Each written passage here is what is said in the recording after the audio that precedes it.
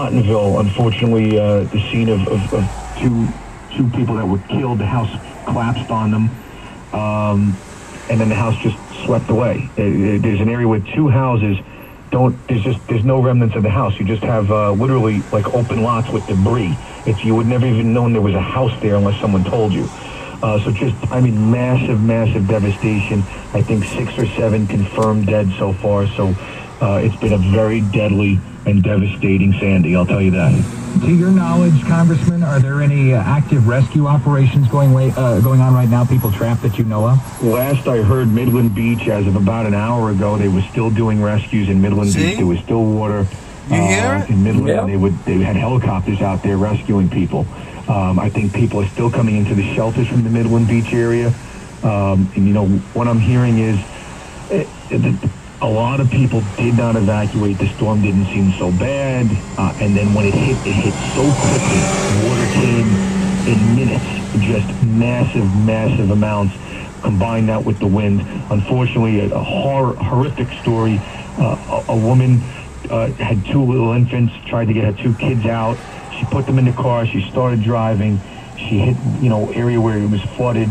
She turned around. For whatever reason, she went to get out of the car, I guess, to see which way she could go. And the water took her. And then a big swell came and took the kids. The kids were never found. The mother was saved, but the kids were never found. Where on Staten Island was this? Staten Island? I believe this was in the Tottenville area, Midland Beach area. ضاع ولادتها 2. It's devastating. It's just almost surreal. The impact of this, and I got to tell you that the hospitals have been unbelievable. Richmond University Medical Center worked through the night on generators. Staten Island University Hospital, unbelievable what they have done. So the hospitals have just been great, and Con Edison, thank God for Con Edison. They've really been lifesavers. They've been unbelievable. They've been working round the clock in treacherous conditions to get power back onto hospitals and things like that. Really working unbelievably, and the volunteers have been tremendous. But I just wish that people would have heeded the warning more. I think we would have saved some lives, and also we wouldn't have had our first responders that did amazing things throughout the night in rescues, but they went unnecessarily in harm's way in some cases. Had we evacuated the area, we wouldn't have had as much loss of life and so many in harm's way. Congressman Michael Grimm, surreal is a word that we've been hearing a lot today. Sure is, and he talked about the work of the hospitals. Nearly 300 patients have been evacuated from NYU Langone Medical Center after it lost power and backup generators.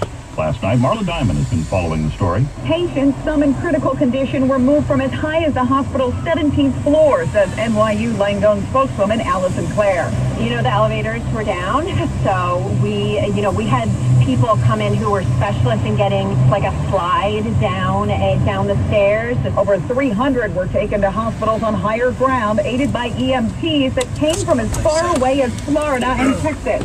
Miguel Suarez is from Miami. We packed up to be very busy for the next 2 weeks. Have you ever seen anything like this?